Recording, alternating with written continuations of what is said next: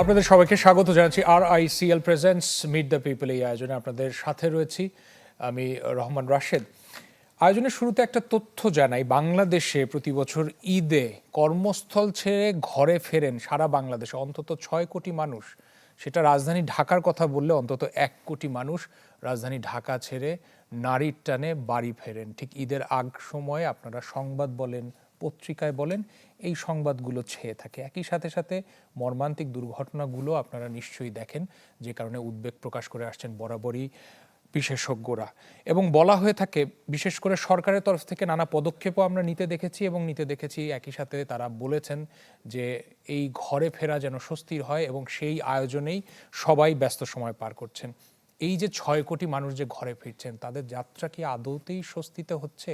সেই প্রশ্ন আমাদের সামনে রয়েছে, এবং এই প্রশ্ন সামনে রেখেই আজকে আমরা আমন্ত্রণ জানিয়েছি একজন সম্মানিত অতিথিকে। তিনি বুয়েটের অ্যাক্সিডেন্ট রিসার্চ ইনস্টিটিউটের সহকারী অধ্যাপক কাজী মোহাম্মদ সাইফুন নেওয়াজ। আপনাকে স্বাগত জানাচ্ছি, যোগাযোগ বিশেষজ্ঞ কাজী সাইফুন নেওয়াজ। অনেক ধন্যবাদ স্টুডিওতে আসার জন্য। আমরা আলোচনার শুরুতে আমরা একই সাথে এই পুরো আয়োজনে আমাদের সহকর্মীদের সাথেও সংযুক্ত হয়ে জানার চেষ্টা করব যে মহাসড়কগুলোতে বা যাত্রাপথে কি ভোগান্তি অথবা কতটা স্বস্তির সাথে জনগণ যাতায়াত করছে। জনাব সাইফুন নেওয়াজ, বগুড়ার সান্তাহারে আমরা ট্রেন দুর্ঘটনা দেখেছি গতকালকে, একই সাথে সদরঘাটে দুজন প্রাণ হারিয়েছেন, সেটা খুব মর্মান্তিকভাবে। একজন যোগাযোগ বিশেষজ্ঞ হিসেবে আপনার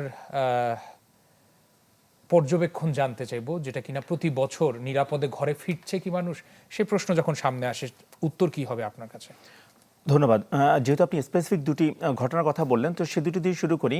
দেখেন, আমি যদি প্রথমে লঞ্চ দুর্ঘটনার কথাটা বলি, এই ধরনের এই ঈদের সময় যখন প্রচুর ভিড় হয়, তখন আসলে লঞ্চ উঠতে গিয়ে পড়ে যাওয়া এটা এই বছরই প্রথম নয়। এর আগেও কিন্তু এরকম আমরা অনেক দেখেছি যে লঞ্চ উঠতে গিয়ে পানিতে পড়ে গিয়েছে, সে হয়তো সাঁতরে উঠে গিয়েছে, মারা যায়নি বলে এটা নিয়ে আমরা হয়তো পরবর্তীতে আর বেশি কথা বলিনি। বাট গতকালকে একজন মারা গিয়েছে, এবং এটা খুব মর্মান্তিকভাবে যদি মারা গিয়েছে, আমরা হয়তো এটা নিয়ে আলোচনা করছি। আজকে হয়তো তো প্রতিমন্ত্রী গিয়েছেন যাতে এইভাবে মানুষ হুড়াহুড়ি করে বা পেছন দিক থেকে না উঠে ইত্যাদি পদক্ষেপ নিচ্ছেন। বাট একজন দুজন মানুষ মৃত্যুর পরে আমি কিছু পদক্ষেপ নিচ্ছি, এই ধরনের রিয়াক্টিভ অ্যাপ্রোচে যতদিন পর্যন্ত আমরা যাব, ততদিন পর্যন্ত কিন্তু আসলে আমাদের নৌ বলি, রেল বলি বা সড়ক বলি কখনোই সমাধান হবে না। বাট আমরা সচরাচর দেখি দুর্ঘটনা হলো আমাদের টনক নড়ে না। যদি দুর্ঘটনা মর্মান্তিকভাবে হয়, যদি বড় স্কেলে হয়, তখন কিন্তু দেখা যাচ্ছে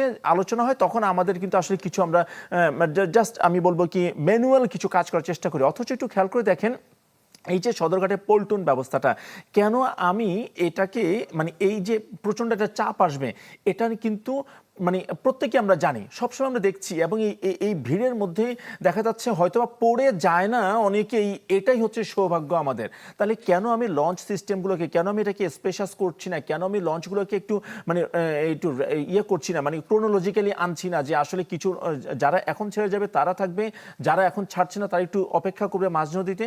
পাশাপাশি এটা হলো টেম্পোরারি সলিউশন, বাট পার্মানেন্টলি কিন্তু আমাদের সদরঘাট লঞ্চ টার্মিনাল কিন্তু ডিজাইনগতভাবেই কিন্তু দুর্বল। এটা কিন্তু আপনার সেই 8-10 বছর আগে যেমন ছিল, ছোট্ট একটি অত বেশি স্পেশাস না, যাত্রীদের জন্য কিন্তু খুব ন্যূনতম কিছু সুযোগ সুবিধা রয়েছে, এবং লঞ্চগুলো একটার সাথে একটা জাস্ট আরেকজনকে ধাক্কা না দিয়ে একটা লঞ্চ থামতে পারছে না, এবং পাশাপাশি ছোট ছোট যানবাহন তো এর আশেপাশে চলছে। অথচ লঞ্চের আশেপাশে অন্তত 5 থেকে 10 মিটার একটা বাফার জোন রাখতে হয়, যে এর পাশে যেন আমার কোনো লঞ্চ বা ছোট ছোট নৌযান না থাকে, কারণ লঞ্চ কিন্তু ঢেউয়ের তালেও কিন্তু কিছুটা শিফটিং হয়। এবং পাশাপাশি আমার গ্যাংওয়ে থাকতে হয় যেন আমার লঞ্চটা নির্দিষ্ট একটা জায়গায় থামে। বাট এখন যেটা হচ্ছে, যে যেখানে জায়গা পাচ্ছে আগে যাচ্ছে, সেটা সেই ব্যাপারটা চলে আসে। আপনি যে বিষয়গুলো সামনে নিয়ে আসেন, সেগুলো তো নিশ্চয়ই নৌ কর্তৃপক্ষ জানে বা কর্তৃপক্ষের কাছে সেই তথ্য নিশ্চয়ই রয়েছে। আপনার কি মনে হয় যে বাংলাদেশে সারা বছরে যত সংখ্যক যাত্রী পরিবহন করতে সক্ষম আমাদের এই যোগাযোগ কাঠামো, সেটা যথেষ্ট, নাকি এটা সারা বছরের জন্যই দরকার? যেহেতু ঈদে যে প্রেশারটা আসে, সেই প্রেশারটা তো আবার কিছুটা বলা যায় যে একেবারে নরমাল না, একটু অ্যাবনর্মাল প্রেশার পড়ে। সেই ক্ষেত্রে সারা বছরের পরিকল্পনা অনুযায়ী যে কাঠামো রয়েছে, সেই কাঠামোকে আসলে আপনি কিভাবে ব্যাখ্যা করবেন? সিস্টেমটা তৈরি করতে হবে আমার আসলে স্ট্যান্ডার্ড ওয়েতে। আমি তো আমি নর্মাল ডে এর জন্য করব, আমি একটা পল্টন ডিজাইন করব, বাস টার্মিনাল ডিজাইন করব, আমি একটা রাস্তা তৈরি করব, যেখানে মানুষের জীবন চলে যাওয়ার সম্ভাবনা থাকে সেই জায়গাতে কিন্তু জিরো টলারেন্স। কারণ হচ্ছে যে কারণ এটা এমন কিছু না যে আমার একটা হতে পারে ফাইন্যান্সিয়াল লস হচ্ছে, সেক্ষেত্রে আমরা রেশনাল হতে পারি, কিন্তু যখন একটা মানুষের জীবন চলে যাওয়ার সম্ভাবনা থাকে, একটা আপনি খেয়াল করে দেখেন, একটা ঔষধ যখন তৈরি করে কোনো একটা কোম্পানি, সে কিন্তু অনেক ট্রায়াল করে, অনেক যত টাকা না সে ইনভেস্ট করে একটা ওষুধ তৈরিতে, তার চেয়ে বেশি টাকা ইনভেস্ট করে গবেষণা করতে, যে এটা কোনো সাইড এফেক্ট আসছে না, কারণ একটা মানুষের যদি জীবন যেন চলে না যায়। সেই জায়গা থেকে আমার কিন্তু এই যে সেক্টরগুলো, বিশেষ করে যেমন রাস্তার ক্ষেত্রে রোড সেফটি ইন্সপেকশন করতে হয়, আমরা খুব একটা করি না। এই যে আমি যে ডিজাইনের কথা বললাম সদরঘাটে, আপনি খেয়াল করে দেখেন, ওই যে বললাম অনেক মানুষ কিন্তু মানে প্রতি এই ঈদের সিজন কিন্তু পড়ে যাচ্ছে, বাট আমরা ডিজাইনটা ঠিক করছি না। যেখানে মানুষের জীবন মৃত্যুর সম্ভাবনা রয়েছে সেই জায়গায় কিন্তু আমি আসলে আমি ঈদ কেন্দ্রিক আমি বাড়াবো কিনা, ইনফ্রাস্ট্রাকচার ডেভেলপ করবে কিনা, এই ধারণা আসলে এখন আর পৃথিবীর কোথাও নাই। সো এই জায়গাতে আমি বলবো আপনি সেফটি ফার্স্ট, যদি মানুষের জীবনের কথা, যেমন আমি হয়তো কয়েক কোটি টাকা খরচ করে যদি সদরঘাট লঞ্চ টার্মিনালটা করতাম, এই ব্যক্তিটা এবং আরো হয়তো দুইজন মারা গিয়েছে, দুইজন নিখোঁজ, এরা কিন্তু ঈদ করতে পারতো হয়তো বাড়িতে গিয়ে, যদি সিস্টেমটা ভালো করতে পারতাম, তাহলে এই দুটো মানুষকে আমি কত কোটি টাকা, কত শত কোটি টাকা দিয়ে আমি আর ফেরত আনতে পারবো। তো সেই জায়গা থেকে আমি মনে করি যে মানে প্ল্যানিং এর ক্ষেত্রে কোনো ভুল করা যাবে না। আপনি রেলের কথা বলেছেন, দেখেন আসছি, নৌপথে যেমন যাতায়াত করছে, একই সাথে আপনি রেলপথেরও কথা বলছিলেন, সড়ক পথেও অনেক মানুষ ইতিমধ্যে ঢাকা ছেড়ে গেছে বলে আমরা খবর পেয়েছি। আমাদের সহকর্মী রয়েছেন, তার কাছেও এই পর্যায়ে একটু যেতে চাই। সড়ক পথে যারা যাতায়াত করছেন বা যাত্রা করেছেন তাদের কি খবর? গাজীপুরের চন্দ্রা মোড়ে আমাদের সহকর্মী রফিকুল ইসলাম খান রয়েছেন। রফিক, আশা করি শুনতে পাচ্ছেন। রাত 11টা বেজে গেছে, মোটামুটি আজকে সারাদিনের যে খবর আপনি প্রচার করেছেন বা আমাদেরকে জানিয়েছেন, বিকালের দিকে কিছুটা স্বস্তির খবর জানাতে পেরেছিলেন। এখন কি একই রকম অবস্থা রয়েছে না চাপ যাচ্ছে, কি বলেন? রাশেদ, এই মুহূর্তে কিন্তু একেবারে স্বাভাবিক হয়ে গেছে সড়ক। ঢাকা টাঙ্গাইল এবং ঢাকা ময়মনসিংহ মহাসড়ক স্বাভাবিক গতিতে যানবাহন চলাচল করছে। আপনাকে যদি একটু বলি, সকাল থেকে আমরা যেটি দেখেছি, ঢাকা টাঙ্গাইল মহাসড়কের কিন্তু খারাজোড়া থেকে গাজীপুর চৌরাস্তা পর্যন্ত 20 কিলোমিটার, এমনকি কালিয়াকুর নবীনগর সড়কের চন্দ্রা থেকে বারেপাড়া পর্যন্ত 5 কিলোমিটার, দুই সড়কে কিন্তু 25 থেকে 30 কিলোমিটার জুড়ে দীর্ঘ যানজট ছিল। এটি কিন্তু গতকাল বিকেলে যখন শিল্প কারখানা বন্ধ হয় তখন থেকেই এই যানজট শুরু হয়, এবং যখন বৃষ্টি শুরু হয় গতকাল, বৃষ্টি হওয়ার কারণে কিন্তু আসলে যানবাহনের সংখ্যা বাড়তে থাকে এবং যানবাহনের যে লম্বা লাইন, সেই লাইন কিন্তু বড় হতে থাকে আস্তে আস্তে, এবং সকালবেলায় সেটা চৌরাস্তা পর্যন্ত গিয়ে ঠেকে। তারপরে কিন্তু রাতভর আমরা যেটি দেখেছি, আইন শৃঙ্খলা বাহিনীর সদস্যরা কালিয়াকুর এলাকাতে ঢাকামুখী যান চলাচল বন্ধ করে দিয়ে বেশ কয়েকবার শুধু উত্তরবঙ্গগামী গাড়ি চালিয়েছে, এই যে মানুষ ছিল দুর্ভোগের মধ্যে তাদেরকে পার করার জন্য। এর প্রেক্ষিতে 4টা নাগাদ কিন্তু চন্দ্রা মোড় স্বাভাবিক হয়, এবং 4টার পর থেকে আমরা যেটি দেখেছি যান চলাচল করছে স্বাভাবিক গতিতে। এবং এই মুহূর্তে আপনি যে গাড়িগুলো দেখতে পাচ্ছেন যে রাস্তার পাশে দাঁড়িয়ে রয়েছে, সবগুলো গাড়ি কিন্তু যাত্রী নেয়ার জন্য দাঁড়িয়ে রয়েছে, এবং অধিকাংশ গাড়ি কিন্তু এখন খালি রয়েছে। তো এখনো কিন্তু আমরা দেখছি মানুষজন আসছে, কারণ অনেকেই গণমাধ্যমের সংবাদ পেয়েছেন যে চন্দ্রা মোড় স্বাভাবিক হয়েছে, এই কারণে অনেকে আসছে। আমরা তাদের সাথে কথা বলেছি, তারা যেটি বলছেন, গত 2 দিন মহাসড়কে যে ভোগান্তি ছিল সেই ভোগান্তির কথা শুনে তারা যাননি, এবং আজকে যখন স্বস্তির খবর মিলেছে তারপরে তারা এসেছে তাদের প্রিয়জনের সাথে ঈদের আনন্দ ভাগাভাগি করার জন্য। চন্দ্রা মোড়কে কেন্দ্র করে এখানে কিন্তু রফিক শুনতে পাচ্ছেন আমার কথা? রফিক শুনতে পাচ্ছেন? সড়ক পরিবহন মন্ত্রী তিনিও যেমন বারবার বলেছেন যে স্বস্তি নিশ্চিত করা হবে, বা সরকারের তরফ থেকেও বারবার কঠিন নির্দেশনার কথা বলা হয়েছে। আপনি তো উপর থেকে এখন দেখাচ্ছেন, সারাদিনে তো এই অঞ্চল জুড়ে অনেক অসংখ্য যাত্রী যাতায়াত করেছে। সাধারণ যাত্রীরা কোনো প্রতিক্রিয়া, কোনো রকমের অভিযোগের কথা বলেছেন কি? বিশেষ করে অতিরিক্ত ভাড়া বলি বা সড়কে বিশৃঙ্খলা নিয়ে কোনো রকম তথ্য বা অভিযোগ কি আপনারা পেয়েছেন? গত 2 দিন কিন্তু আসলে যে সমস্ত সড়কে গাড়িগুলো ছিল তারা কিন্তু তাদের নিজেদের মতো করে আসলে ভাড়া নিয়েছে। যেখানে 300 টাকা ভাড়া ছিল সেখানে কিন্তু তারা 800, 900 টাকা কি 1000 টাকা পর্যন্ত নিয়েছে, এমন অভিযোগ যাত্রীরা করেছে, সেটি আমরা শুনেছি। তবে এর প্রেক্ষিতে এখানে একজন মোবাইল কোর্ট নিয়োজিত ছিল, তিনিও কিন্তু বেশ কয়েকটি গাড়িতে জরিমানা করেছে, এবং আইন শৃঙ্খলা বাহিনীর সাথে আমরা কথা বলেছি। আইন শৃঙ্খলা বাহিনীর সদস্যরা যেটি বলছেন, তারা সুনির্দিষ্ট অভিযোগ পেলে সেই সমস্ত গাড়ির বিরুদ্ধে ব্যবস্থা নিয়েছে, সেটি আমরা বলছি। তাছাড়া আমরা দেখি সড়কে কিন্তু বিশৃঙ্খলা যেটি বলতে পারি, সড়কে কিন্তু বেশ কিছু জায়গায় এখনো হাট বাজার ছিল, এবং কি সার্ভিস লেন বন্ধ করে দিয়েও কিন্তু কোথাও কোথাও আমরা দেখেছি যে ফুটপাত, সেই ফুটপাতের দখল করে তারা বিভিন্ন পণ্যের ফসলা বসে বেচাকেনি করেছে।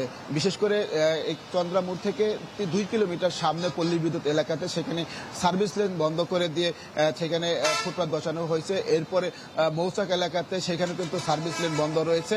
যদিও ঈদ যাত্রার আগে প্রশাসনের পক্ষ থেকে বলা হয়েছে যে কোথাও ফুটপাত দখল করা হবে না, যেখানে যে সড়কের সমস্যা রয়েছে সবগুলো তারা আসলে সমস্যার সমাধান করে ঈদ যাত্রা স্বস্তিদায়ক করবে। কিন্তু বাস্তবতা কিন্তু সেরকম আমরা দেখিনি। যেহেতু সড়কে মানুষের ভোগান্তি ছিল, সেই ভোগান্তিটা গত 2 দিন চরম পর্যায়ে ছিল। শুধু আজকে দুপুরের পর 4টা থেকে মানুষের স্বস্তিদায়ক হয়েছে, স্বস্তিদায়ক যাত্রা হচ্ছে এবং ঢাকা ময়মনসিংহ মহাসড়ক 2 সড়কে কিন্তু গাড়ি চলাচল করে স্বাভাবিক গতিতে। বুঝতে পারছি। রফিক, অনেক ধন্যবাদ যুক্ত হওয়ার জন্য। রফিকুল ইসলাম খান, গাজীপুরের চন্দ্রা মোড়ের কথা বলছিলাম। কাজী সাইফুন নিউজ দেখছিলেন, একই সাথে ক্যামেরায় কিছু দৃশ্য দেখলাম এই মুহূর্তে, যে মহাসড়কের এই চিত্রকে কিভাবে ব্যাখ্যা করবেন? বিশেষ করে বাসের বে আছে আলাদা করে, কিন্তু তারপরও সড়কে দেখা যায় যে কিছু বিশৃঙ্খলার অভিযোগ বরাবরই আমরা দেখে থাকি। দেখেন, ঈদ যাত্রার ক্ষেত্রে দুটো বিষয় আমাদের কন্টিনিউয়াস, মানে এটা আসলে মানে স্টেক হোল্ডার যারা, সরকার যারা, দুটি বিষয় খুব ফেস করতে, একটা হচ্ছে যানজট, একটা হচ্ছে সড়ক দুর্ঘটনা।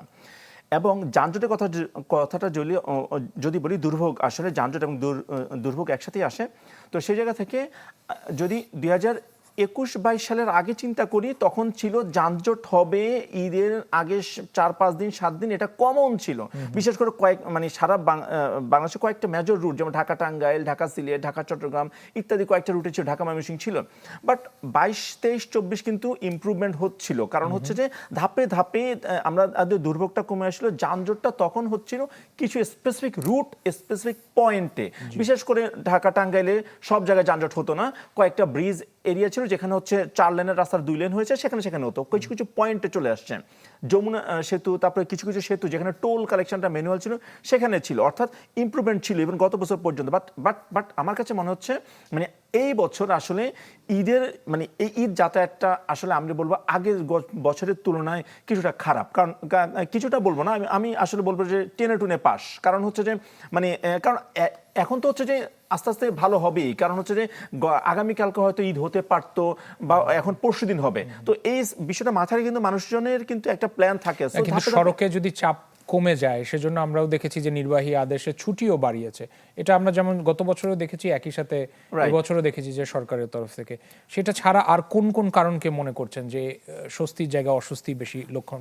দেখেন, ছুটি বাড়ানোর ফলেও যে অস্বস্তিটা বা দুর্ভোগ, আমি এই জন্য কিন্তু একটা নেগেটিভ পয়েন্ট। কারণ ছুটি বাড়িয়েও আমি সামাল দিতে পারিনি, তার মানে আমার অব্যবস্থাপনা ছিল।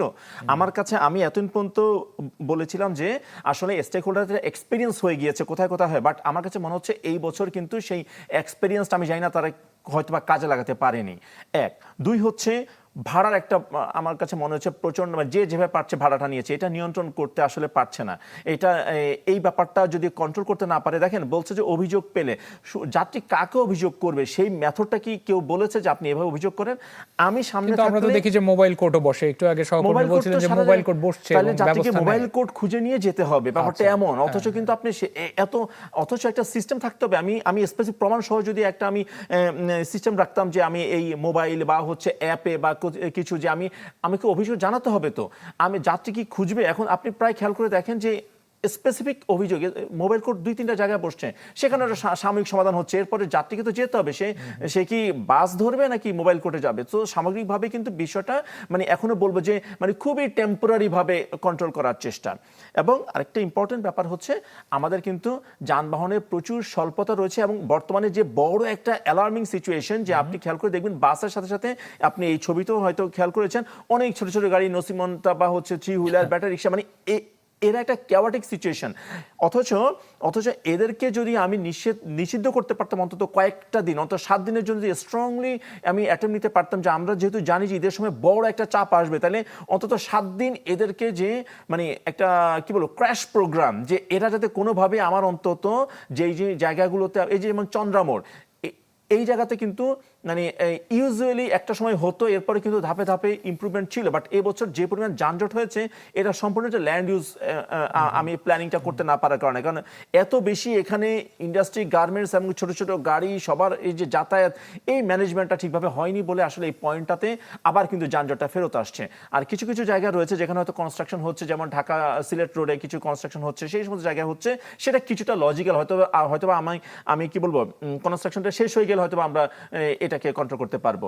এবং সেতুর টোল প্লাজাগুলো এখনো পর্যন্ত কিন্তু আমরা, যেহেতু টোল কালেকশনটা ম্যানুয়ালি হচ্ছে, এটাকে যতদিন পর্যন্ত না আমরা হচ্ছে ইলেকট্রনিক টোল কালেকশন সিস্টেমে যেতে পারবো, এই জায়গাটা আমাদের ইমপ্রুভমেন্টটা হবে না, কারণ এই টোল কালেকশনে প্রচুর সময় চলে যাচ্ছে এবং যানজট তৈরি হচ্ছে। RICL TMX, যুগের পর যুগ স্থাপনা থাকে মজবুত। জনাব সাইফুন নিয়াজ, এই পর্যায়ে আমরা আমাদের আরেকজন সহকর্মী রয়েছেন, ঢাকা টাঙ্গাইল মহাসড়কের খবর জানার চেষ্টা করছি। আমাদের সাথে মাসুদ রানা ইতিমধ্যে যুক্ত হয়েছেন। রানা, একটু জানাবেন যে ঢাকা টাঙ্গাইল মহাসড়ক নিঃসন্দেহে একটা ব্যস্ত জায়গা, যেখান থেকে মানুষ খুব স্বাভাবিকভাবে ঘরে ফেরার চেষ্টা করছেন। সারাদিনের চিত্র, বিশেষ করে গত কয়েকদিনের বিবেচনায় যাত্রীদের অভিজ্ঞতা কতটুকু স্বস্তিদায়ক হয়েছে বলে আপনি দেখেছেন?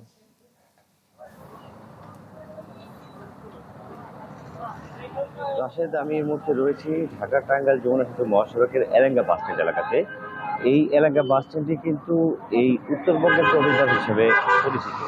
এখান থেকে মূলত এই ঈদের আগে এবং পরে যাত্রীদের এবং বাসের একটি বড় চাপ পড়ে এই এলাকাটিতে। আমি যদি একটু দেখাতে চাই, এখন কিন্তু অনেকটাই স্বাভাবিক অবস্থায় রয়েছে এই মহাসড়ক। বিশেষ করে স্বাভাবিক দিনের মতো অন্যান্য যে ঈদের আগে যে বিভিন্ন সময় যানবাহন চলাচল করে, ঠিক সেভাবেই কিন্তু চলাচল করছে। যদিও এমন চিত্র কিন্তু আজকে সকাল থেকে সারাদিন এই চিত্রটি ছিল না। অনেক ভোগান্তির মধ্যে দিয়েও কিন্তু যারা ঈদে ঘরমুখী মানুষ তারা কিন্তু বাড়ি ফিরেছেন।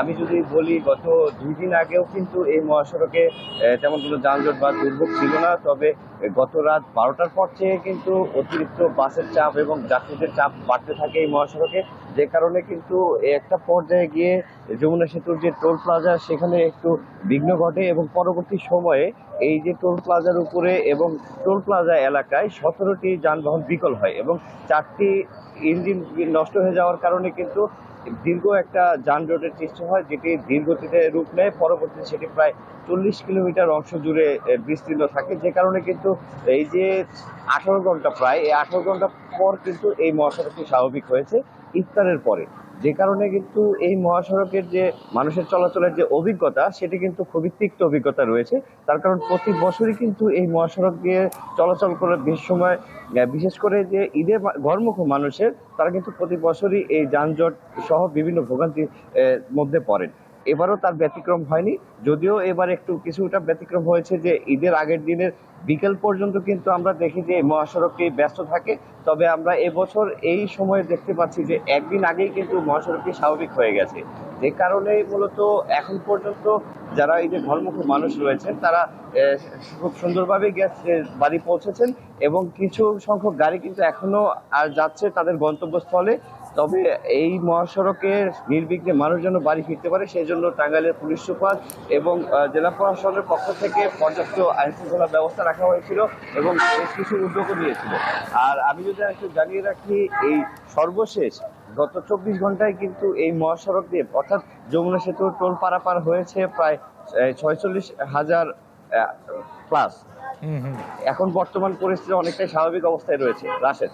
জি রানা, অনেক ধন্যবাদ। মাসুদ রানা, ঢাকা টাঙ্গাইল মহাসড়ক, বিশেষ করে এলেঙ্গা পয়েন্টের খবর জানাচ্ছেন। সাইফুন নিয়াজ, দেখলেন নিশ্চয়ই, আপনি দুটো কথা বলেছেন, তার মধ্যে একটা অন্যতম আমরা দেখলাম যে ওই যে পয়েন্টে, এলেঙ্গা পয়েন্টে খুব সাধারণ দীর্ঘ যানজট আমরা দেখি, তুলনামূলক স্বস্তিদায়ক, কিন্তু যে ব্যাটারি যানবাহনের কথা বলছিলেন ওই মহাসড়কে এখনো সেটা যাতায়াত করছে বলে দেখলাম। একই সাথে আমাদের সহকর্মী এটাও বলছিলেন যে গাড়ির ফিটনেস একটা বড় ইস্যু হয়ে দাঁড়ায়, কারণ যানবাহন যেগুলো চলছে সেগুলো হঠাৎ করে বিকল হয়ে যাওয়া। আচ্ছা, এখানে আমি 3টা পয়েন্ট নিয়েছি। একটা হচ্ছে টোল বুথে উনি বলেছে যে একটা যানজট তৈরি হয়, কারণ টোল বুথের ব্যাপারটা প্রথমে বলেছি যে আসলে আমাদের টোল কালেকশন এখনো পর্যন্ত ম্যানুয়াল বলছিলেন। এটা যতদিন পর্যন্ত ইটিসি ইলেকট্রনিক টোল কালেকশন সিস্টেমে আমরা যাব, এর ততদিন পর্যন্ত কিন্তু এই ধরনের যানজট আমাদেরকে পোহাতে হবে। এটাকে আমরা দ্রুত কিভাবে করতে পারি, কতটুকু ব্যয়বহুল, এই যে বারবার বলা হয় অটোমেটিক করা। আমাদের এই প্রত্যেকটা গাড়িতে আরএফআইডি ট্যাগ সিস্টেম লাগানো রয়েছে। বিআরটিএ তে কিন্তু মালিকরা পেমেন্ট করে কিন্তু অলরেডি তারা ডিজিটাল, মানে এই টোল কালেকশন সিস্টেমের সাথে যুক্ত তো হওয়ার একটা ধাপে রয়েছে। শুধু এখন যেটা দরকার যেটা হচ্ছে মানে বাধ্য করা বা হচ্ছে যেমন যেটা হচ্ছে এই কালেকশন সিস্টেমের সাথে ব্যাংকিং সিস্টেমের সাথে কানেক্টিভিটিটা খুব বেশি নাই, এবং দ্বিতীয়টা হচ্ছে যে এই সেবাটা আমাকে প্রত্যেকটা মালিককে নেওয়ার জন্য পদক্ষেপ নিতে হবে। তাহলে কিছু কিছু ক্ষেত্রে হচ্ছে আপনি দেখবেন যে প্রায় হয়তো 5% 10% গাড়ি হয়তো ইউজ করে এই সিস্টেমটা, অন্যরা কিন্তু এটা বাকিরা করছে কেন? না। বাকিরা কি অনিচ্ছুক? আপনাদের কি মনে হয়? দেখেন সিস্টেমটা তো আমাকে ইমপ্লিমেন্ট করতে হবে হ্যাঁ। পুরো দমে, যে আমার ইলেকট্রনিক টোল কালেকশন সিস্টেম প্রত্যেকটা গাড়ি ক্ষেত্রে প্রযোজ্য, এখানে কোনো ম্যানুয়াল কালেকশন নাই। তাহলে না দেখা যাবে যে আমরা উদ্বুদ্ধ হব। বাট আদারওয়াইজ দেখা যাচ্ছে যখন ম্যানুয়ালি চলছে, চাইলে আপনি ইটিসিতে যেতে পারেন, না চাইলেও যেতে পারেন, তখন কিন্তু এটার জন্য আর কেউ গরজ করছে না। মানে তো এই যে সিস্টেমটা তো পুরো যে কোনো এই মহাসড়কে বা টোলে যেখানে কালেক্ট করা হয় সেখানেই তো করা সম্ভব। করা সম্ভব এবং চলছে। সেটা আমাদের expressway বলি, আমাদের সেটা- অনেকগুলো সেতুতে ইতিমধ্যে কিন্তু ইলেকট্রনিক টোল কালেকশন সিস্টেম রয়েছে, এবং কিছু কিছু গাড়ি আপনি হয়তো এখন বললো 45,000 গাড়ি যাতায়াত করেছে আপনার আজকে দিনে এলেঙ্গা যমুনা পয়েন্টে সেতুতে, যেটা তাই না? বললো, জি, জি। এখানে কিন্তু দেখা যাবে হয়তো 5% গাড়ি হয়তো এই সিস্টেমের সাথে কানেক্টেড, বাকিরা কিন্তু নাই। সো আমি যদি ধাপে ধাপে এটাকে বাড়াতে পারি, আমি যদি টোল কালেকশন সিস্টেমে সবাইকে আনতে পারি, দেখা যাবে যে আমার এই সংক্রান্ত জটিলতাটা কমে যাবে। সেকেন্ড হচ্ছে যেটা গাড়ি নষ্ট হয়, এটা কিন্তু খুব দেখেন এত গাড়ি আমরা যতদিন পর্যন্ত ওই 1000 গাড়ি 1000 মালিক সিস্টেমে থাকবো, ততদিন পর্যন্ত গাড়ি নষ্ট হবেই। কেন হবে? কারণ আপনি দেখেন পৃথিবীর কোনো দেশে ইউজুয়ালি যারা ট্রান্সপোর্ট সেক্টর ডেভেলপ করেছে, তারা কিন্তু 1000 গাড়ি 1000 মালিক না, তারা 1000 গাড়ি হয়তো 10, 15, 20টা 50টা মালিক কোম্পানি ভিত্তিক দিয়ে দিয়েছে। আপনি দেখবেন তারা হাজার হাজার কিলোমিটার রান করছে, কিন্তু গাড়ি কিন্তু কোম্পানি হচ্ছে হয়তো হাতে গোনা 4-5টা। তো আমি যদি যতদিন পর্যন্ত না আমি ওই সিঙ্গেল একজন মালিকের একটা মাত্র গাড়ি, সেটাকে কে মেনটেনেন্স করবে? সে সারা বছর অপেক্ষা করে শুধুমাত্র এই ঈদ আসার পরে লক্কর গাড়িটাকে কোনো মতো ঠিকঠাক করে সে চালাবে। ওই গাড়িগুলোই দেখা যাচ্ছে বেশিরভাগ ক্ষেত্রে আমার বিকল হচ্ছে, কারণ লং যাত্রায় দেখা যাচ্ছে এই গাড়িগুলো নষ্ট হয়ে যানজট দীর্ঘায়িত করছে। শুধু তাই না, ঢাকা থেকে দেখা যাচ্ছে যে গাড়িগুলো ঢাকা দেখেছি যে বিআরটিসি যেগুলো ঢাকায় চলতো, সেগুলোও কিনা রংপুরের দিকে যাত্রা শুরু করছে। এই গাড়িটা যদি ইঞ্জিন গরম হয়ে কোনো কারণে বা টায়ারের বার্স্ট হয়ে কোনো কারণে নষ্ট হওয়ায় দুর্ঘটনা ঘটে, না, কিন্তু আপনি তো যানবাহনের স্বল্পতার কথাও বলছিলেন। তাহলে এই যে 6 কোটি মানুষ যে বিভিন্ন জায়গায় যাতায়াত করছে, বা শুধু রাজধানী থেকে 1 কোটি মানুষ যাচ্ছে, আসলে যানবাহনের স্বল্পতা তো রয়েছে। দেখেন যানবাহনের স্বল্পতা আপনি সড়ক বেসড সিস্টেম সাপ্লাই দিয়ে কোনো দিন আপনি ডিমান্ড ম্যানেজ করতে পারবেন না। আপনাকে অন্য মোডগুলা যেগুলো রয়েছে, রেল, ওয়াটারওয়ে এবং রোড, তিনটাকে মাল্টি মোডাল সিস্টেমে আপনাকে আসতে হবে। এখন কিন্তু আমরা সবচেয়ে বেশি চাপটা দিয়ে দিচ্ছি রোড। আমাদের সকল ইনভেস্টমেন্ট রাস্তার প্রতি, আমাদের ইভেন ডোনাররাও ইনভেস্ট করতে চায় রাস্তাতে, কারণ সেখানে তাদের হয়তো মানে গাড়ি বিক্রি হবে ইত্যাদি অনেক কারণ থাকতে পারে, বাট আমরাও সেটা গ্রহণ করতে হচ্ছে বাধ্য হয়ে। এই সমাধানে যে সমস্যার কথা বলছি আমরা, বা আপনি বলছেন, সেটা আসলে কোন কোন মাধ্যমে মনোযোগ বাড়াতে হবে সড়ক পথ ছাড়া? সড়ক পথ ছাড়া আমাদেরকে ওয়াটারওয়ে এবং রেলওয়ে, আমাদেরকে রেল কানেক্টিভিটি আরও বাড়াতে হবে। আমাদের যে রেল রয়েছে সেখানে কিন্তু দেখা দুটো সমস্যা, একটা হচ্ছে খুব বেশি কানেক্টিভিটি নাই, আমাদের অল্প কিছু হয়তো বিভাগীয় সড়কে আমরা কানেক্ট করতে পারছি, অন্যদেরকে পারছি না। এবং দ্বিতীয়টা হচ্ছে এক্সিস্টিং যে লাইনটা রয়েছে সেটার অবস্থা খুবই খারাপ। দেখা যাচ্ছে যে আপনার বেশি গতিতে চালানো যায় না, ইঞ্জিন লোকোমোটিভগুলো দেখা যাচ্ছে দ্রুত নষ্ট হয়ে যায়, আমার মেইনটেনেন্সগুলো কম থাকে। পাশাপাশি হচ্ছে যে আমার মানে ট্র্যাকের মানে সিগন্যালিং সিস্টেমের দুর্বলতা, ট্র্যাক সিস্টেমের দুর্বলতায় দুর্ঘটনা যেমন ঘটে, পাশাপাশি হচ্ছে যে আমি কিন্তু সেবাটা দিতে পারি না। আমরা যদি মাল্টিমোডাল সিস্টেম, যদি আমার এই ইয়েটাকে কি জানি বলবো, চাপটাকে ডিস্ট্রিবিউট করে দিতে হবে, যে আমার রোড, মানুষ কিন্তু প্রথম পছন্দ থাকে রেলে, কারণ সে জানে যে রাস্তায় দুর্ঘটনার ঝুঁকি থাকে, রাস্তায় যানজট হতে পারে, বাট রেল একটা স্বাচ্ছন্দ্যের বাহন হিসাবে পছন্দ করে। দেন হচ্ছে ওয়াটারওয়ে, দেখা যাচ্ছে ওয়েদার যদি ভালো থাকে খুব নিরাপদ একটা স্বাচ্ছন্দ্যের যাত্রা কিন্তু ওয়াটারওয়েতে সম্ভব, বাট আমাদের কিন্তু ওয়াটারওয়ে কানেক্টিভিটির দিকে আমাদের মনোযোগ নাই। রেদার আমরা দেখা যাচ্ছে একটা ব্রিজ তৈরি হইলে সেই ওয়াটার সিস্টেমটা পুরোই আসলে মানে ওয়াটারের যে কানেক্টিভিটি ছিল সেটা আসলে আমরা হারিয়ে ফেলি। অথচ আমাদের কিন্তু নদীমাতৃক দেশ, আমরা ছোটবেলা থেকে শিখেছি নদীমাতৃক দেশ, আমরা নদীর ব্যবহারটা আমরা কিন্তু করতে পারছি না। আমরা কিন্তু নদীর উপরে ব্রিজ ডেফিনেটলি প্রয়োজন রয়েছে, কিন্তু নদীর সেবাটা আমরা দেখা যাচ্ছে যে নাব্যতা হারাচ্ছে নদী। এখন একটা ভালো উদ্যোগ আমি বলবো, যেটা খাল খনন করা হচ্ছে, যদি বড় করে কানেক্টিভিটি আমরা বাড়াতে পারি, ছোট ছোট কানেক্টিভিটির মাধ্যমে যদি আমরা নদীতে নিয়ে মানে আমরা যদি এভাবে নদী এবং পানির ব্যবহার করতে পারি, তারপর হচ্ছে রোড এবং রেলটাকে যদি আমি মানে কানেক্টিভিটি রেলের মাধ্যমে করতে পারি, আমার চাপটা কমে যাবে। বাট আমরা যে দেখছি যে আমাদের সকল চিন্তাভাবনা কেন জানি হচ্ছে রাস্তার প্রতি, রেলের আমাদের নজরটা কম, বাট রেলের চাহিদাটা বেশি। আপনি দেখেন ছাদে করে বিপজ্জনকভাবে কিন্তু রেলের ছাদে করে যাচ্ছে। গতকালকে একটা দুর্ঘটনা ঘটলো। এই জায়গাগুলোতে যদি আমরা একটু মানে খেয়াল করি, দেখা যাবে যে এবং এটা সাস্টেনেবল হবে। আমি যত আগাবো আমাদের সাস্টেনেবল করতে পারবো।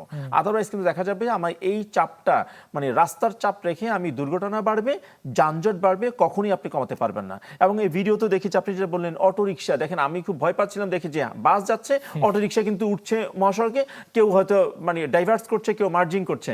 মানে এইটা আসলে আমি একটা মহাসড়কে আমি হাই স্পিডে গাড়ি চলতে দিচ্ছি যেটা 60, যে গাড়িটা এতক্ষণ জ্যামে ছিল, ধরেন যে জ্যামে ছিল ঢাকা থেকে, সে এখন চাবে যে তার কাছে কোনো গতিসীমা নাই, সে 80 স্পিড 100 চালাবে, সে এখন 120ও চালাতে চেষ্টা করবে। সেই জায়গাতে আমি একটা স্লো মুভিং ভেহিকেল হঠাৎ করে ঢুকে যাচ্ছে, এটা খুবই অ্যালার্মিং। এই ধরনের সিচুয়েশনকে যদি আমরা মহাসড়কে রাখি, এবং এটা আসলে কি বলবো, এটা মানে এই সমস্যাটা বাড়ছে দীর্ঘদিন ধরে। তো এই জায়গাতে আমরা যানজটও কমাতে পারবো না, এবং আমার কাছে যেন মনে হচ্ছে এবারের ঈদের দুর্ঘটনার হারটাও হয়তোবা অনেক বেড়ে যাবে। কারণ সিচুয়েশনগুলো কিন্তু আসলে কোনো ইন্ডিকেটরগুলো আসলে ভালো না, ইন্ডিকেটরগুলো ভালো না। এবং যে নজরদারিটা আমার এখন রয়েছে ঈদের আগে, সেটা ঈদের পরে ইউজুয়ালি একটু দেখা যাচ্ছে মানে রিল্যাক্সড হয়ে যায়। তখন দেখা যাচ্ছে ফাঁকা রাস্তা যখন হয়ে যায়, স্পিডিং বেশি হয়, ও হাই স্পিড। এই যে অটো রিক্সা, এটা বলা হয় যে একরকমের বিস্ফোরা হয়ে গেছে, কিন্তু অটো রিক্সা যে নির্মূল করতে হবে বা একে মানে ব্যান করে দিতে হবে বা নিষিদ্ধ করতে হবে, এটা নিয়ে বরাবরই কথা হয়েছে। এর আগে আমরা অন্তর্বর্তী সরকারকে দেখেছি, কিন্তু একই সময় তো দেখেছি যে খোদ বুয়েট কর্তৃক যন্ত্রকৌশল বিভাগ নিরাপদ এবং আধুনিক প্রযুক্তিতে তারা ব্যাটারি রিক্সা, অটো রিক্সা চালু করেছে। শুধুমাত্র রাজধানীর মধ্যে যদি বলি বা হাইওয়ের কথা যদি বলি, অটো রিক্সা বাদ দিলে সাধারণ যাত্রীর থেকে যদি লক্ষ্য করা যায়, তারা আবার অনেকে মনে করেন যে কম খরচে যাতায়াতের জন্য বা স্বল্প দূরত্বের জন্য অটো রিক্সার উপরে তারা নির্ভরশীল হয়ে পড়ছেন। তাহলে সেই ক্ষেত্রে যেহেতু বলছেন যে সড়কের উপরই সবার মনোযোগ, তাহলে সড়কের সমাধান আর কোন কোন বিষয়গুলো করে আসলে কিছুটা স্বস্তিদায়ক করা যায়? দেখেন, আমার কাছে মনে হয় কি জানেন, আমাদের যোগাযোগ ব্যবস্থাটা চলছে ইচ্ছার উপরে। ধরেন কারো ইচ্ছা হলো আমি একটা প্রোটোটাইপ একটা রিক্সা বানাতে চাইলো, একদিন সে বুয়েটকে দায়িত্ব দিলে আমাকে একটা তৈরি করে দেন। আর এটা কোনো কন্টিনিউটি নাই, তৈরি করে দিয়েছে, লাভের মধ্যে লাভ হয়েছে। আগের যত অটো রিক্সা ছিল তা তো ছিলই, সাথে যুক্ত হয়েছে বুয়েটের ডিজাইন করা কিছু রিক্সা। এবং এখানে কিন্তু কোনো ইমপ্রুভমেন্ট নাই। আপনি দেখেন সেই ব্যাটারি ড্রিভেন, অর্থাৎ আমার বিদ্যুতের যেই ব্যাপারটা ছিল, বিদ্যুৎ আমার অপচয় হওয়ার যে ব্যাপারটা ছিল, আমি কিন্তু নতুন যেই প্রোটোটাইপ ডিজাইনটা দেওয়া হয়েছে সেখানে কিন্তু বিদ্যুৎ নির্ভরই আমাকে থাকতে হয়েছে। আমি নতুনত্ব আমি এখানে কিছু খুঁজে পাই না। রেদা আমি মনে করি সমস্যাটার সমাধানটা আসলে সাস্টেনেবল না, এবং এটা আলটিমেটলি এখন আর কোনো খোঁজ নাই। এখন তো আমাদের ইচ্ছা ভিত্তিক আমরা চলছে। হয়তো কারো ইচ্ছা হবে ইলেকট্রিক বাস নামানোর ইচ্ছা হবে, অনেকেই হয়তো এটা বাহবা দিবে, আমরা ইলেকট্রিক বাস সিস্টেম আমাদের চলবে কি চলবে না এটা আমরা হয়তো নামিয়েও দিব। কিন্তু আপনি কি একেবারে ব্যাটারি রিকশার একেবারেই বিপক্ষে? মানে এটা কোন প্রয়োজন দেখেন যোগাযোগ বিশেষজ্ঞ? ব্যাটারি রিকশার কারা চলছে, আপনি ভালো একটা পয়েন্ট বলেছেন, চলছে। আমি এটাকে পছন্দ করি বলে আমি চড়ছি না, আমি যখনই রাস্তায় নামছি এটাই আমার সামনে চলে আসছে, আমার অন্য কোনো অপশন দেন নাই। আপনি যদি দেখেন এই কারা চলছে, যারা হয়তো 2 কিলোমিটার 3 কিলোমিটার 5 কিলোমিটার হয়তো যাতায়াত করছে, তারই তো ব্যাটারি রিক্সা যাচ্ছি। অথচ সেই জায়গায় 2 কিলোমিটার হাঁটতে কিন্তু কারো কোনো সমস্যা নেই, অনেকে সাইকেল ব্যবহার করে। আপনি যে কোনো ভালো হেলদি সিটিতে দেখবেন পেডিস্ট্রিয়ান প্রায়োরিটি দেন হচ্ছে, বাইসাইকেলের জন্য আলাদা একটা লেন থাকে। আমি যদি আমার শহরটাকে পথচারী বান্ধব এবং বাইসাইকেলের জন্য একটা লেন করতে পারি, আপনি খেয়াল করতে পারেন মানুষজন কিন্তু বাইসাইকেল ব্যবহার করে যাবে, এই 2-3 কিলোমিটার 5 কিলোমিটার সে কিন্তু বাইসাইকেলে যেতে পারেন। এবং এটা যদি হয়, আমি ব্যাটারি রিক্সা 2 ভাবে বন্ধ করতে পারি। এক, আমি বলবো যা কন্ট্রোল করেন পুলিশকে বলবো খামাখা পুলিশের সাথে ব্যাটারি রিক্সা চালকদের একটা মুখোমুখি করে দেওয়া, এটা সাস্টেইন করবে বলে আমার মনে হয় না। আর সেকেন্ড সলিউশন হচ্ছে আমি এর সাথে ভালো একটা অপশন দিব যাতে মানুষ ব্যাটারি রিক্সা আর ব্যবহার না করে। সেটার জন্য আমি বলেছি পেডিস্ট্রিয়ান বান্ধব শহর বাইসাইকেলকে আপনি নিয়ে আসেন, গণপরিবহনে আলাদা করে ডেফিনেটলি গণপরিবহনকে আমার মাঝে 2টা লেন আপনি গণপরিবহনকে দিয়ে দেন রাস্তার, এবং ডিভাইডেড আলাদা করে দেন। গণপরিবহন ছাড়া কেউ ঢুকতে পারবে না। দেখবেন গণপরিবহন যখন ইনভেস্টমেন্ট হবে তখন কিন্তু দেখা যাবে অনেকেই ছোট গাড়ি ছেড়ে গণপরিবহন উঠবে। গণপরিবহনের সমস্যা একই সাথে কি আপনি মনে করেন যে কোন জায়গাগুলো ঝুঁকিপূর্ণ বা আমাদের যে সড়ক সেই সড়কেও ডিজাইনগত সমস্যা দেখেন? একটা রাস্তা যখন তৈরি করা হয়, ওপেনিং এর আগে বিভিন্ন স্টেজে অডিট করার প্রয়োজন রয়েছে। অডিট, রোড সেফটি অডিট, অর্থাৎ হচ্ছে যে আমার এই রাস্তায় কোনো ভুল ত্রুটি আছে কিনা সেটা মানে থার্ড একটা পার্টির মাধ্যমে ইন্সপেকশন করাতে হয়, অডিট করাতে হয়। বাট আমাদের দেশে এই কালচারটা নাই, খুব রেয়ার যে আমরা খুব একটা করি না। ফলে দেখা যাচ্ছে আমাদের সড়কে দেখা যাচ্ছে বিভিন্ন ধরনের আমরা যখন কোনো একটা দুর্ঘটনা ঘটে বিভিন্ন ক্র্যাশ ইনভেস্টিগেশন করার পরে আমরা বিভিন্ন ধরনের ত্রুটি বিচ্যুতি পাই। ফর ইনস্ট্যান্স দেখা যাচ্ছে সুপার এলিভেশনটা ঠিক মতো নাই, কার্ভেচারগুলো, বাঁকগুলো, কয়েকটা ইম্পর্টেন্ট জায়গা রয়েছে, খুব রিস্কি জায়গা রয়েছে যেখানে আসলে আমরা প্রায়শই অডিট ছাড়া এই ডিজাইনগুলো অ্যাপ্রুভ হচ্ছে। এটা যে যিনি ডিজাইন করতে নির্মাণ করছেন তিনি তৈরি করে যাচ্ছেন। দেখা যাচ্ছে কয়েকটা পয়েন্ট রয়েছে যেমন intersection, curve, level crossing, bridge, এবং এই চারটা জায়গা কিন্তু খুব ঝুঁকিপূর্ণ এবং এই জায়গাগুলোতে দেখা যাচ্ছে ভালোভাবে ইন্সপেকশন করা উচিত। বাট আমাদের যেটা হয় যে তৈরি করার পরে আমরা রাস্তাটা ছেড়ে দিচ্ছি। এবং আরেকটা ব্যাপার হচ্ছে আমাদের রাস্তার গতিসীমা। দেখেন, একজন ইঞ্জিনিয়ার কিছু কিছু বিষয় উনি কল্পনা করেন বা ধরে নেন, যেমন ডিজাইন স্পিড উনি ধরে নেন এবং উনি লেন মার্কিং ধরে নেন যে আসলে গাড়ি ওই স্পিড মেনে চলবে, বা ধরে নেন যে গাড়ি এই গতিতে চলবে, এই লেন মেনে চলবে। কিন্তু এটাকে রিয়েলিটিতে আনার জন্য আমাদের যে এনফোর্সমেন্টটা প্রয়োজন রয়েছে, অর্থাৎ গতিসীমা মানানোর জন্য এটার সাথে কিন্তু সামঞ্জস্য থাকতে হবে। বাট আমাদের কিন্তু এনফোর্সমেন্ট পুলিশের পক্ষে আমরা যেভাবে ম্যানুয়ালি আসলে এনফোর্স করতে চাই এটা খুবই আসলে রেয়ার, কারণ আমরা প্রযুক্তির সহায়তা নেই না। যদি আমরা স্পিড ক্যামেরা থাকতো, যদি আমরা রাস্তাগুলোকে মনিটরিং করতে পারতাম, বেসিক্যালি যে রাস্তাগুলো ঝুঁকিপূর্ণ বা হাই স্পিডি রোড, তাহলে দেখা যেত যে আমরা গতিসীমাটা নিয়ন্ত্রণ করতে পারতাম। গতি কিন্তু বড় একটা কিলার এবং সেই জায়গাতে আপনি দেখবেন যত দুর্ঘটনা ঘটে একটা বড় কারণ হচ্ছে গতি। এবং পাশাপাশি আমার রাস্তার তো কিছু ত্রুটি বিচ্যুতি রয়েছে। সো সামগ্রিকভাবে যদি আমরা ইন্সপেকশন করানো যায় এবং যদি অডিট করানো যায় এক্সিস্টিং রোডে, অনেক ভুল ত্রুটি কিন্তু বের করে আনা সম্ভব। আচ্ছা, প্রযুক্তির সহায়তার কথা বলছিলেন। বিশেষ করে আমরা দেখেছি যে রাজধানীতেই কোনো অটোমেটিক সিগন্যালের সিস্টেম ছিল না, এখন আবার আমরা লক্ষ্য করছি যে কিছু কিছু ইমপ্লিমেন্ট করা হচ্ছে।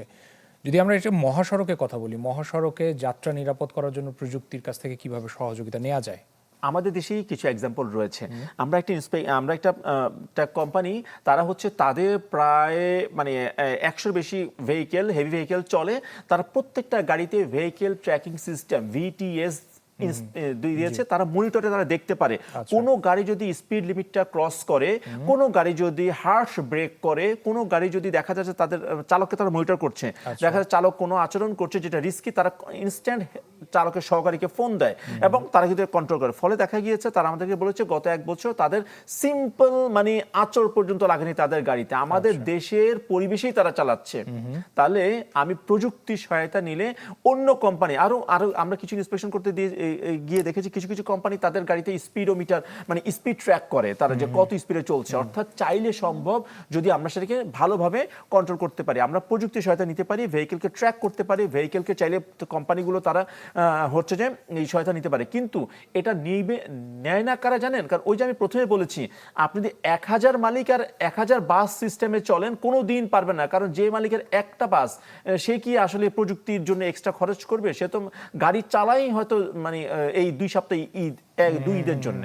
তাহলে আমাকে যদি ফ্র্যাঞ্চাইজি, আমি যদি ভালো ভালো কোম্পানিকে ভালো পরিবেশ দিয়ে বা যতগুলো সবাইকে নিয়ে একসাথে যদি আমি একটা রুট সিস্টেমে চলতে পারতাম, ফ্র্যাঞ্চাইজি সিস্টেমে চলতে পারতাম, তাহলে দেখা যেত যে কোম্পানি বড় ইনভেস্টমেন্ট নিয়ে আসতো, সে কিন্তু তখন তার এই প্রযুক্তির সহায়তা নিতে পারতাম, সরকারও কিন্তু কন্ট্রোল করতে পারতো, সরকার কিন্তু কন্ট্রোল করতে পারতো, এখন সেটা পারছে না। আপনি যোগাযোগ বিশেষজ্ঞ, অ্যাক্সিডেন্ট রিসার্চ ইনস্টিটিউট, নিশ্চয়ই আপনাদের কাছে অনেক ডেটা রয়েছে, তথ্য রয়েছে।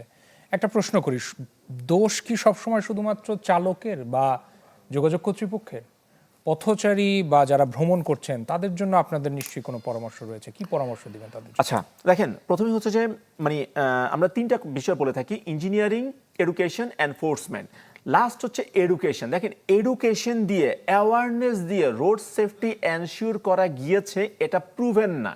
এটা প্রুভেন না। কেন প্রুভেন না? কারণ এটা সাস্টেনেবিলিটি বেশি দিন না আর কি। হ্যাঁ, আমি কাউকে অ্যাওয়ার করতে পারি, আমি কাউকে সচেতন করতে পারি, কিন্তু যদি রাস্তায় সেটা আমি মানে প্রয়োগের ক্ষেত্রে যদি আমি তাকে সেই ফ্যাসিলিটি, ইঞ্জিনিয়ারিং ফ্যাসিলিটি না দিই, যদি আমি এনফোর্স না করি, তাহলে দেখা যাবে আপনি এটাকে বেশি দিন রাখতে পারবেন না। হ্যাঁ, অবশ্যই আমাদের প্রত্যেকেরই অ্যাওয়ারনেস বা অ্যাওয়ারনেস বিল্ডিংয়ের প্রয়োজন রয়েছে, কিন্তু সেটার সাথে সাথে আমার সড়কে একজন আমি সারাদিন আমার ধরেন বাচ্চাকে শিখালাম যে ফুটপাথ দিয়ে হাঁটতে হবে, বাট সে যদি ফুটপাথটা না পায়, দেখা দেখা যায় ফুটপাতে আমার অবৈধ দখল হয়ে রয়েছে, তাহলে দেখা যাবে অন্যরা রাস্তা 10 জন রাস্তায় নামছে, সে দ্বিতীয় দিন রাস্তায় নেমে চলে যাবে, বাধ্য হয়ে যাচ্ছে। স্পিডিং, আমি বলছি স্পিড কন্ট্রোল করতে হবে, বাট যদি রাস্তায় তাকে কন্ট্রোল না করে, তাকে যদি কেউ না ধরে, তাহলে সে 80-তে কেন চলবে, প্রয়োজনে সে 100-তে চলবে।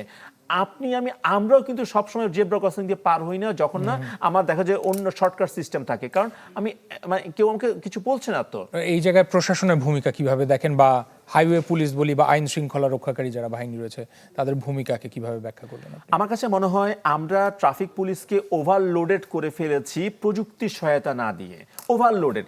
আবার কিছু কিছু ক্ষেত্রে আমরা প্রযুক্তি দেওয়ার পর কন্টিনিউ করি না। যেমন একটা সময় ছিল পুলিশের বডি ক্যাম ছিল, আপনি সেটা অন করে কথা বলতে পারেন, সেটা কিন্তু কিছুদিন পরে আর কাজ করছে না। আমরা কিন্তু এই যে সিগন্যাল সিস্টেমের কথা আমরা বলেছি, সিগন্যাল কেন পুলিশ কেন এখনো পর্যন্ত হাত দিয়ে করবে, হাত দিয়ে সে গাড়ি থামাবে, খুব খুব খুব টিডিয়াস একটা কাজ। অথচ কিন্তু আমরা চাইলে অটোমেটিক বা সেমি অটোমেটিক সিগন্যাল সিস্টেম আমরা যেতে পারি। তো আমি বলবো যে আমরা এই ম্যানুয়ালি এই যে দেখেন সিগন্যাল সিস্টেম কেন ফল করে, বাংলাদেশে এটা কেন কার্যকর করা যায় না, আপনাদের কি পর্যবেক্ষণ কি বলে? আচ্ছা দেখেন, আমার সড়কে 100 ধরনের গাড়ি চলছে, আমি এক ব্যাটারির এক রিক্সারই কত ভ্যারিয়েন্ট। পৃথিবীর কোনো দেশে এত মিক্স মানে হেট্রোজেনাস ট্রাফিক নেই। হেট্রোজেনাসের ভিতরে মানে আমি বলবো যে খুব খুব ইন্টারেস্টিং টাইপের ভেহিকেল চলছে। এই সিস্টেম রেখে আমি আসলে সিগন্যালিং সিস্টেম যদি দেই আমি কার্যকর করতে পারবো না। হ্যাঁ, কিছুটা সময় হয়তো করতে পারবো। সেই জায়গা থেকে আমি বলবো আমরা ফুললি অটোমেটিক সিস্টেমে না গিয়ে সেমি অটোমেটিক অর্থাৎ হচ্ছে পুলিশ পাশে বসে সে রিমোট কন্ট্রোল দিয়ে হয়তো চালু করতে পারবে। রিমোট কন্ট্রোল দিয়ে সে যদি দেখে যে এখন আউটগোয়িংটা এখন ক্লিয়ার না, সে বেশিক্ষণ রেড দিয়ে রাখবে, তারপরে সে গ্রিন, এটা তার হাতে থাকবে। এখন যেটা সে হাত দিয়ে করছে সেটা সে কিছুটা প্রযুক্তি সহায়তা করবে। এবং যদি কেউ ভায়োলেশন করে, এটা খুব ইম্পর্টেন্ট, যদি কেউ রুলস ভায়োলেশন করে সেই জন্য শাস্তিটা পায়। আমি আজকে পুলিশ নাই চলে গেলাম পার পেয়ে গেলাম, এটা হবে না। পুলিশ নাই কিন্তু কেউ না কেউ ক্যামেরাতে আমাকে দেখে আমাকে ফাইনটা দিচ্ছে, এই ভয়টা যদি থাকে আমি বলবো যে ভয় খুব ইম্পর্টেন্ট। এই ভয়টা যদি আমাদের থাকে যে আসলে এটা আমাকে এনফোর্স করা হচ্ছে, তাহলে কিন্তু দেখা যাবে অনেক সমস্যার সমাধান হয়ে যায়। আপনি খেয়াল করতে একটা ভালো একটা উদাহরণ দিই, চট্টগ্রাম মেট্রোপলিটন এরিয়াতে কিন্তু কোনো ব্যাটারি রিক্সা নাই, কিন্তু ঢাকাতে অনেক। কারণ চট্টগ্রাম মেট্রোপলিটন এটা পেরেছে, ভয়টা দেখাতে পেরেছে, ব্যাটারি রিক্সা কোনোভাবে অ্যালাউ করেনি। প্রথম দিক থেকে তারা একেবারে ডাম্পিং করে করে ভয় কেউ আর সাহস করছে না। বাট ঢাকাতে আমরা সেটা পারছি না, অন্য শহরগুলোতে পারছি না। আমি মনে করি আমাদের প্রথমেই দরকার ইঞ্জিনিয়ারিং সলিউশন দেওয়া দরকার, সেটাকে এনফোর্স করার জন্য প্রযুক্তির সহায়তা নেওয়া দরকার। অ্যাওয়ারনেস হচ্ছে থার্ড স্টেপে, সবকিছু ঠিক আছে, অ্যাওয়ারনেস আমি হয়তো কাজে লাগাতে পারবো। আচ্ছা, সড়কে যত প্রাণ যায় তার একটা তথ্য বলছে যে অন্তত তার 34% মোটরসাইকেল দুর্ঘটনার জন্য, অর্থাৎ দ্বিচক্রযান যেটা, সেটার জন্য আলাদা করে আপনার মনে হয় যে কোনো পরামর্শ রয়েছে, বা সেই জায়গায় কোথায় কোথায় আপনি ওই গ্যাপগুলো দেখতে পান? মোটরসাইকেলের দীর্ঘ যাত্রা যেটা দেখেন, এই ঈদে কিন্তু অনেকে মোটরসাইকেলে যাচ্ছে এবং আমরা কিন্তু কিছু কিছু দেখেছি দুর্ঘটনা ঘটাচ্ছে। মোটরসাইকেল একটা ভালনারেবল একটা রোড ইউজার গ্রুপ। তিনটা টাইপের হচ্ছে রোড ইউজার ভালনারেবল। এক হচ্ছে পেডিস্ট্রিয়ান, সাইক্লিস্ট এবং মোটরসাইকেল। এটা ওয়ার্ল্ড হেলথ অর্গানাইজেশন বলছে। মোটরসাইকেলের সংখ্যা আমাদের হু করে বাড়ছে। আপনি আমাদের বিআরটি এর যে স্ট্যাটিস্টিক্স দেখেন, যত গাড়ি রয়েছে তার প্রায় 40 থেকে 50% হচ্ছে মোটরসাইকেল। এত পরিমাণ মোটরসাইকেল যদি আমরা কন্ট্রোল করতে না পারি, আমি যদি লাইসেন্সিং সিস্টেম যদি কন্ট্রোল করতে না পারি এবং রেজিস্ট্রেশন সিস্টেম যদি আমি কন্ট্রোল না করি, তাহলে মোটরসাইকেলের সংখ্যা বাড়বে। কেন বাড়বে জানেন? কারণ আমার রাস্তায় তো আসলে ওই যানজট, বাস নাই, ফলে কেউ একটু টাকা হলেই দেখা যাচ্ছে স্বাচ্ছন্দ্যের জন্য মোটরসাইকেল কিনে নিবে। আর যত বেশি মোটরসাইকেল বাড়বে, আপনি এরপরে যত ভালো সলিউশন আনেন না কেন, সেটাকে সাস্টেন করতে আপনার কষ্ট হবে, কারণ মানুষ কিন্তু মোটরসাইকেল অভ্যস্ত হয়ে যাচ্ছে। আমি বলবো যে মোটরসাইকেলের লাইসেন্সিং সিস্টেমটা একটু কঠিন করা, ইভেন লং ডিস্টেন্স ট্রাভেলে মোটরসাইকেলের ক্ষেত্রে কিছু কিছু আমার বাধ্যবাধকতা নিয়ে আসা। ফর ইনস্টেন্স, আপনার হয়তো 150 সিসির মোটরসাইকেলের মিনিমাম 150 সিসি হলে সে হাইওয়েতে উঠতে পারবে। অবশ্যই আপনার হেলমেট, ভালো মানের হেলমেট থাকতে হবে, মান বলে দিতে হবে, এবং কোনো মানে লং রুটে হয়তো সে কোনো প্যাসেঞ্জার নিতে পারবে না। এইভাবে কিছু কিছু যদি আমরা রেস্ট্রিকশন আনতে পারি, লং রুটে যেমন ডিমোটিভেশন চলে আসবে, এবং পাশাপাশি আমি কিন্তু শহরেও কিন্তু দেখা যাচ্ছে মোটরসাইকেলটা কমাতে পারবো। জি, কাজী সাইফুল, অনেক ধন্যবাদ আজকের আয়োজনে সময় দেওয়ার জন্য, এবং আপনাকে ঈদের শুভেচ্ছা জানিয়ে আজকের আয়োজন শেষ করতে চাই। দর্শক, যারা যাত্রা এখনো করেননি বা করেছেন বা করছেন, তারাও নিরাপদে ফিরে আসুন বলে আমরা এই প্রত্যাশা রাখি। একই সাথে এও প্রত্যাশা করব যে আপনাদের সবার ঈদ ভালো কাটুক, ঈদ যাত্রা শুভ হোক, নিরাপদ হোক। আজকের আয়োজন এখানের মতো শেষ করছি এবং বিদায় নিচ্ছি। RICL presents meet the people দেখছিলেন, সবাই ভালো থাকবেন। আজকের মতো বিদায় নিচ্ছি, শুভরাত্রি।